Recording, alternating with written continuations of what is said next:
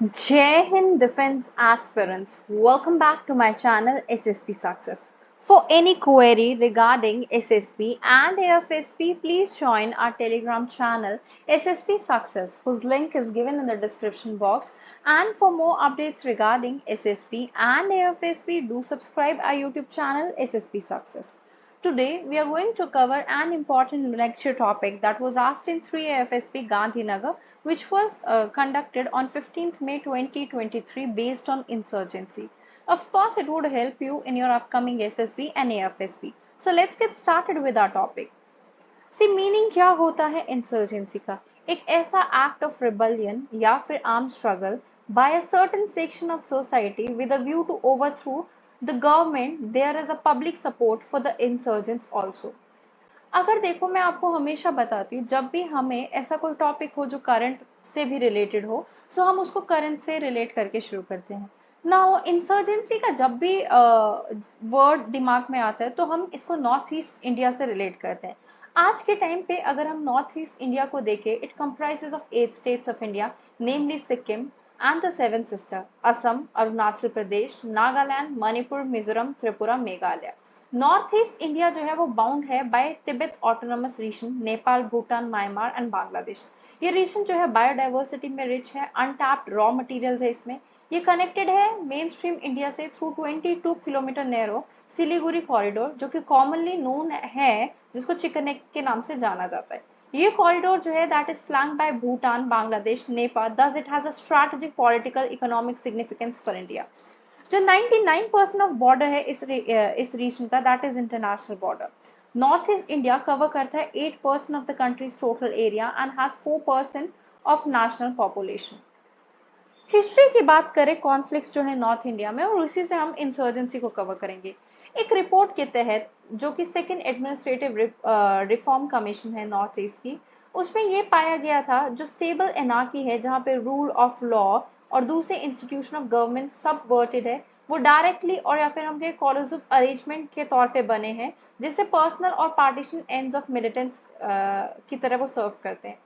काफी सारे इश्यूज है जिसकी वजह से इंसर्जेंसी पाई जाती है नॉर्थ ईस्ट इंडिया में.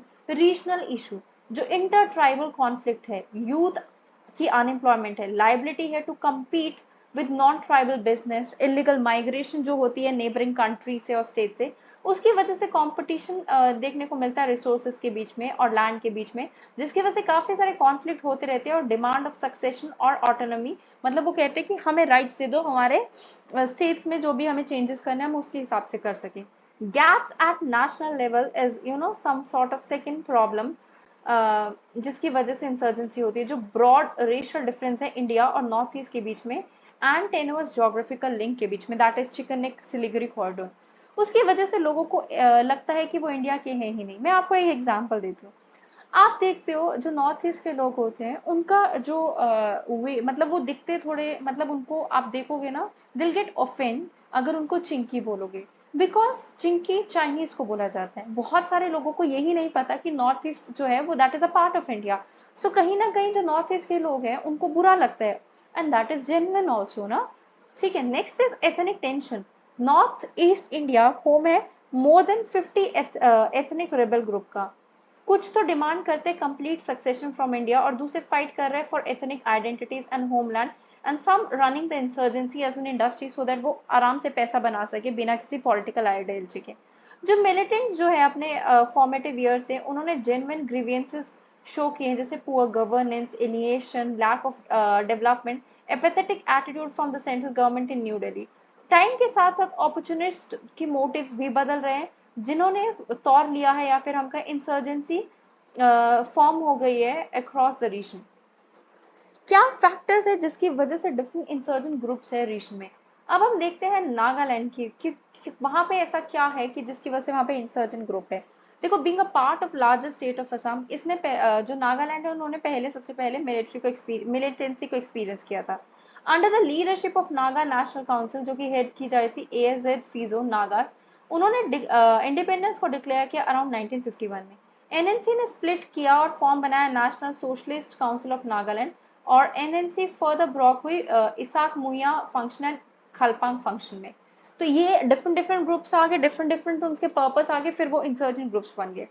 मिजोरम ये पार्ट था स्टेट ऑफ असम का पहले, और उसको जो है स्टेटहुड मिली 1987 में। जिन्होंने एक्सपीरियंस किया militancy after the union government fail to respond positively, जो उनकी डिमांड थी for assisting during the massive mautam famine. Mizo National Front जो लीजेंडरी लीडर लाल देंगा के द्वारा लीड की जाती है, demanded independence of Mizoram in 1966। Tripura, और फिर इन्होंने एक इंसर्जेंट ग्रुप्स का फॉर्म ले लिया। Tripura, migration of Hindus from British rule East Bengal is believed to have been responsible for reducing the indigenous tribal people कहाँ पे in the state to minority status। ये जो डेवलपमेंट है वो उसने स्पार्क किया था एक violent backlash among the indigenous people। Militant groups sprang up in the state जिन्होंने डिमांड किया restoration of tribal rights from the Bengali population। Assam की अगर हम बात करें, असम क्या है, a movement that started demanding the deportation of the illegal migrants. उन्होंने भी विटनेस किया United liberation front of Assam को का मतलब कहीं ना कहीं ब्रेकेज इन 1979। जो अदर ग्रुप्स फॉर्म हुए that is Bodos liberation tiger, national democratic front of Bodoland and united people's democratic solidarity. Manipur की बात करें, मिलिटेंसी ओरिजिनेट हुई थी in the protest against the forcible merger of formed Manipur kingdom with India. जो united national liberation front है वो form हुई 1964 में। उसका ऑब्जेक्टिव था डिस्क्रिमिनेशन को एंड करना against Manipur, which was accorded statehood only in 1972, nearly 23 year after it's merger. Meghalaya की बात करें, Meghalaya state was carved out from the Assam state with the aim to address the unique needs of the major tribe in the region, Garos, Jayantias, Khasis। जो rise हुआ ना aspiration of tribal autonomy का, जिसकी वजह से emergence देखने को मिली several insurgent groups की इन दिस स्टेट में, Garo National Liberation Army, Hynniewtrep National Liberation council.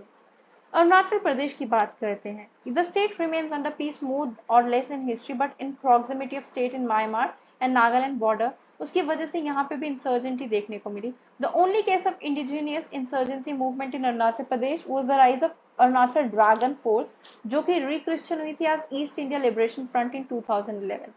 Military operation की बात करते हैं, arm forces special power act की बात करते हैं।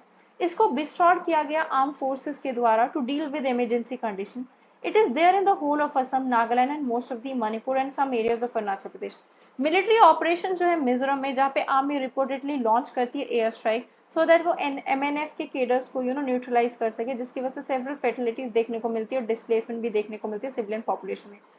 असम में बिगिनिंग में 1990 में क्या हुआ था, दो मिलिट्री ऑपरेशन चले थे, ऑपरेशन राइनो एंड बजरंग, जिनको लॉन्च किया गया था against ULFA militants. Assam rifle has been given the task to deal with the insurgents in Assam. Security scenario ये है नॉर्थ ईस्ट में कि वो कॉन्स्टेंटली इंप्रूव कर रहा है, where there is almost no insurgency left in Tripura and Mizoram, but अभी भी जरूरत है इंप्रूवमेंट की सिक्योरिटी सिचुएशन लाने की in other states of the region. ये जो हमने लिफ्ट अप किया है ना आफ्पा को, all the areas of Meghalaya on 31 March 2018, ये एक इलस्ट्रेशन है of vast improving security scenario in north east region. Arunachal Pradesh भी आफ्पा के अंदर था, और जो उसको रिड्यूस किया गया 16 post area bordering Assam to 8 police station beside Tirap, Changlang and Longding district. So that is a sign of improvement only. अब नेबरिंग कंट्रीज का क्या रोल है इंसर्जेंसी में? Neighboring countries like China, Myanmar, they are accused of promoting insurgency in the region। Pakistan जो है वो की जो इंटेलिजेंस एजेंसी है आईएसआई, उसकी वजह से मिलिटेंट ग्रुप्स जो है वो ट्रेन होते हैं और फाइनेंस करते हैं। चाइना ने काफी सारी असिस्टेंस प्रोवाइड की है to such a group NSCN in 1980। Militant camps Nagaland में और मणिपुर में एग्जिस्ट करते हैं in the bordering area of Myanmar. Outfits like ULFA and NDFB वो रिपोर्टेडली यूज करते हैं इन फैसिलिटीज को। भूटान रिमेन ओनली कंट्री जो सक्सेसफुली डिसलॉन्च कर पाया several militant camps of north east group through a military operation launch in December 2003। Conclusion की बात करते हैं, देखो सीज फायर एग्रीमेंट्स की वजह से रिडक्शन होती है मिलिटेंसी लेड फैसिलिटीज में, ठीक है, और ये डेवलप करती है conducive environment for investment in the region, और वो सॉल्व करेगी socio economic backwardness of the region. So guys, that was all. I hope you like the video. If you like it, do like it, share it and subscribe our YouTube channel SSP Success. Your likes and comments motivate us to make more and more videos on time. Thank you everyone.